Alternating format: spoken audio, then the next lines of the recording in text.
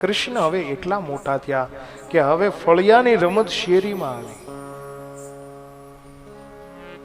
ભગવાન મનુષ્ય સ્વરૂપે લીલા કરે. તમે જુઓ, આપણું બાળક જ્યારે નાનું હોય ને ત્યારે એ રમતું રમતું આંગણામાં આવે, અને એ બાળક જ્યારે મોટું થાય ત્યારે રમતું રમતું આંગણામાંથી શેરીમાં જાય. અને શેરીમાં જાય પછી શું થાય? મિત્રો થાય. આજ ભગવાન કૃષ્ણ મનુષ્ય સ્વરૂપે લીલા કરે છે ત્યારે સુંદર મજાના મિત્રો થયા છે. અને આ મિત્રોની અંદર મધુમંગલ છે, સુબલ છે, શ્રીદામા છે, સ્તોક છે, મનસુખ છે, તનસુખ નામનો ગોવાળિયો છે. આવા બધા મિત્રો થયા છે. અને ભગવાનની એક લીલા એવી છે કે ભગવાન બાળપણની અંદર માખણ ચોર બન્યા છે. પણ આ માખણ ચોર શા માટે બન્યા છે એ ખબર છે? આ જો હવે બાલકૃષ્ણની લીલાઓ ચાલુ થાય છે, અને એક એક લીલાનું એક એક રહસ્ય છે. બસ આપણને માત્ર એટલી જ ખબર છે કે ભગવાને માખણ ચોર્યું, પણ શા માટે?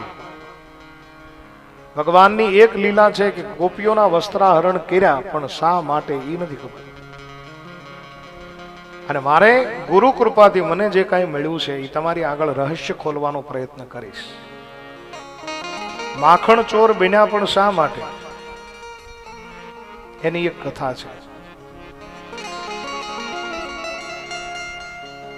ભગવાન એક વખત બધા મિત્રોની સાથે બેઠા હતા. તમામ મિત્રોની સાથે ગેલ ગમત કરતા હતા, અને એમાં તનસુખ નામનો જે ગોવાળિયો છે, એ ગોવાળિયો એકદમ શુક્લકડી છે. શરીર એનું દુબળું પતલું છે.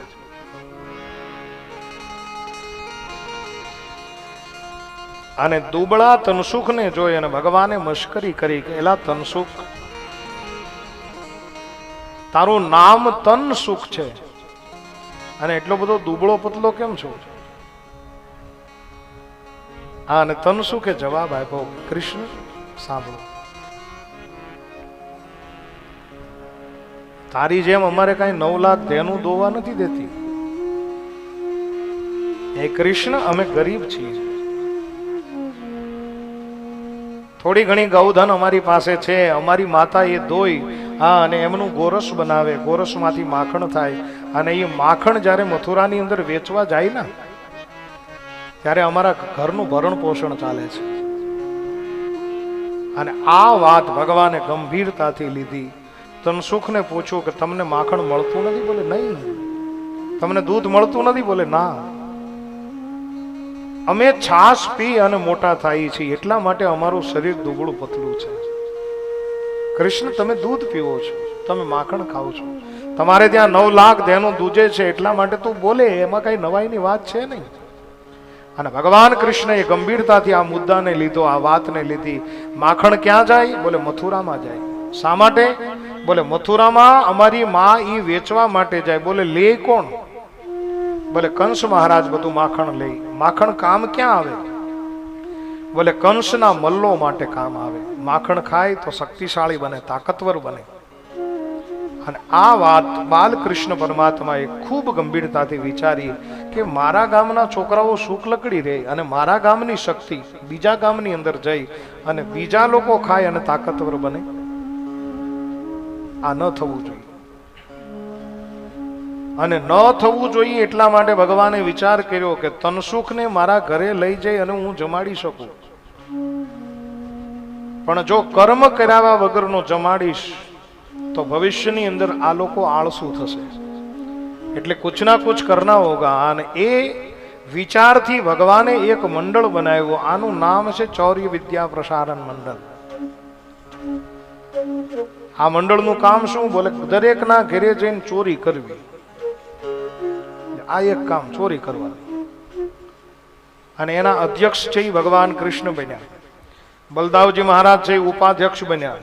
અને બધા ગોવાળિયાને કીધું કે જેટલા આપણા મંડળમાં રહે એ સભ્ય, બાકી આખા ગોકુળના બધા અસભ્ય. કોને સભ્ય બનવું? કોને અસભ્ય બનવું હોય? એ કે ભાઈ અમે બધા તારી હારે છીએ. હા, અને આ મંડળ પછી રોજ એક ગોપીના ઘરે જઈ અને માખણ ખાય છે, માટલા ફોડી નાખે છે, વાછરડા છોડી નાખે છે, છોકરાને ચીટિયા ભરી ભરીને જગાડે છે, અને રોજના માટે આ પજવણી ચાલુ થઈ ભાઈ. અને એ જયારે ગોપીના ઘરે જતા હોય ત્યારે પાછું બોલતા જાય. બોલે શું? આ મંડળનો એક મંત્ર હતો, કફલમ કફલમ કફલમ. કફલમ એટલે હું કે આપણે જે કરીએ છીએ એનું ફળ સારું નથી. કફલમ, ફળ સારું નથી પણ કરવાનું ખરું. શા માટે? કે મારા ગામનું માખણ મારા છોકરાઓ ખાય, મારા મિત્ર ખાય. મને કહેવા દો કે આ લીલાનું રહસ્ય ઈ છે કે ભગવાન એના ભક્તોની માટે ચોર બન્યા છે. આખા ગોકુળની અંદર એક વાયરો ફેલાઈ ગયો કે ભગવાન કૃષ્ણ જે છે એ ચોર છે, માખણની ચોરી કરે છે. પણ હું તો ત્યાં સુધી કહું કે ભગવાન કૃષ્ણ માખણની ચોરી નથી કરતા, ગોપીઓના ચિત્તની ચોરી કરે છે.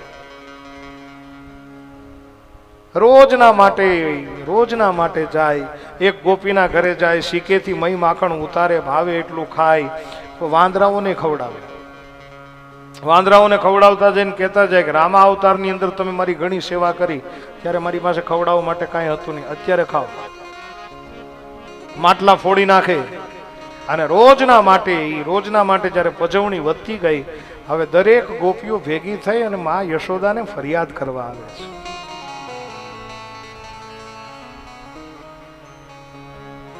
અને મા યશોદાને ગમે નહીં, કેમ કે એનો દીકરો ચોરી અને ચોરનું નામ આપે. દરેક ગોપી પજવણી કરે છે, હેરાન કરે છે, આવી ફરિયાદ લઈને આવે એટલે માતાજી અને દરેક માને એનો દીકરો ગમે એવો હોય, એનો દીકરો વાલો. એટલે મા યશોદા તર્ક લગાવી અને ના પાડે. એક ગોપી આવે છે,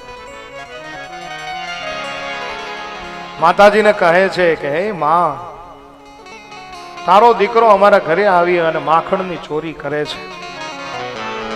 તમારા ઘરે હું ઓછું છે તો અમારા ઘરે આવે, તમે એને થોડોક વારો. અને યશોદા એકલો આવે એનો વાંધો નહીં, આખું મંડળ સાથે આવે, બધાને ખવડાવે છે. ભગવાન કૃષ્ણને બોલાવીને કીધું કે તું આવું કરો છો? બોલે હા માં, હું જૂઠું નહીં બોલું, હું કરું છું, માખણની ચોરી કરું છું, બધાને ખવડાવું છું. બોલે શા માટે ખવડાવે? ત્યારે કીધું પરમ દિવસે હે માં તું નહોતી કીધી કે બધાને ખવડાવી અને ખાવું એ આપણો માનવનો ધર્મ છે, બધાને જમાડીને જમાડવું એ આપણી સંસ્કૃતિ છે, આવી વાત નહોતી કરતી તું? વળી માં યશોદા ગોપીને કહે છે કે તું જૂઠી છો, મારો કૃષ્ણ સાચો. ભલે ને ખવડાવતો, બધાને સંસ્કૃતિ છે આપણે. વળી એક ગોપી કહે છે કે માં, બધાને ખવડાવે એનો વાંધો નહીં, વાંદરાઓને ખવડાવે છે. કૃષ્ણને કીધું એલા તું વાંદરાઓને ખવડાવ? બોલે હા. શા માટે?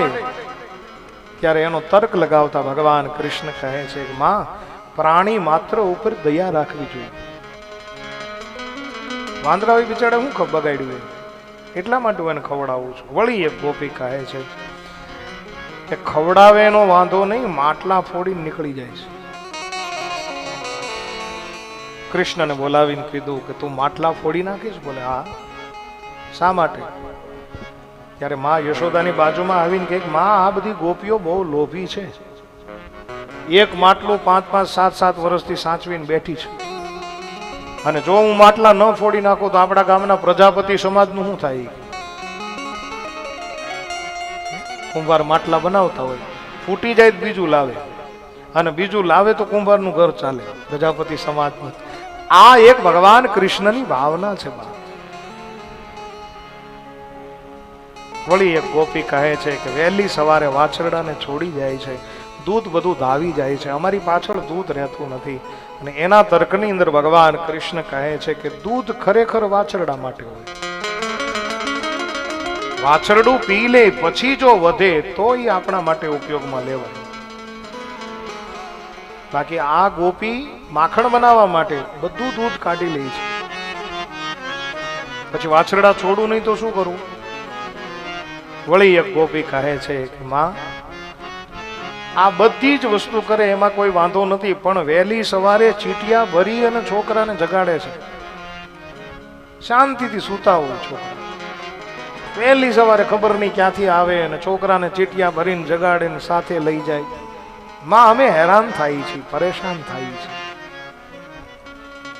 ભગવાનને કીધું કાનુડા તું આવું કરે જ? બોલે હા. શા માટે? ત્યારે કીધું કે આપણે ભારત વર્ષની સંસ્કૃતિ છે માં કે બહુ મોડા સુધી ન સુવાય, સૂર્ય ઉદય થાય પેલા જાગી જવું, એટલે આ બધાને હું જાગાડું. એક પછી એક પછી એક પછી એક ગોપી ફરિયાદ કરે. આપણું બહુ સુંદર મજાનું કીર્તન કે મૈયા યશોદા તેરો નટખટ હે નંદલાલ, मैया यशोदा तेरो नटखट है नंदलाल, मैया यशोदा तेरो नटखट है नंदलाल, मैया यशोदा तेरो नटखट है नंदलाल, चोरी चोरी मक्खन खाए, चोरी चोरी मक्खन खाए, भैया पतरी बहुरी सतावे, भैया पतरी बहुर सताए, करे कर जोरी मेरी हासी उड़ाए, करे कर मोरी हासी उड़ाए, संग सब गाले गोपाल, नटखट है नंदलाल, मैया यशोदा तेरो नटखट है नंदलाल, मैया यशोदा तेरो नटखट है नंदलाल, नटखट है नंदलाल, नटखट है नंदलाल, ओ नटखट है नंदलाल। हे मां, તારો લાલો બહુ નટખટ છે. મારે કકરિયા ફોરે ગગરિયા વિગત મોરી ચોલી ચુનરિયા. હે માં, યમુનાજીના જળ ભરીને આવતી હોય, અમે આવતા હોઈએ ને ત્યારે પથરાઓ લઈ લઈ આ અને મટુકીની અંદર મારે છે, અમારા મટકા ફૂટી જાય છે. હા, અને ખરેખર આવું કરે. કોઈ ગોપી જમના જળ ભરીને આવતી હોય અને એક પથ્થર મારી મટકું ફોડી નાખે, આખા જમના જળથી ગોપી છે એ ભીંજાઈ જાય છે. અને જ્યારે ભીંજાઈ જાય ત્યારે કહે કે શુદ્ધોદક સ્નાનમ સમર્પયામિ, ગોપી શુદ્ધ જળથી સ્નાન કરો. ક્યારેક ક્યારેક ગોપી ઘી લઈ અને ચોરી ચૂપીથી મથુરા જાય, એને ના પાડે છતાં પણ જો ન માને એક પથ્થર નાખી અને આખી ગોપીને ઘીથી નવડાવી નાખે.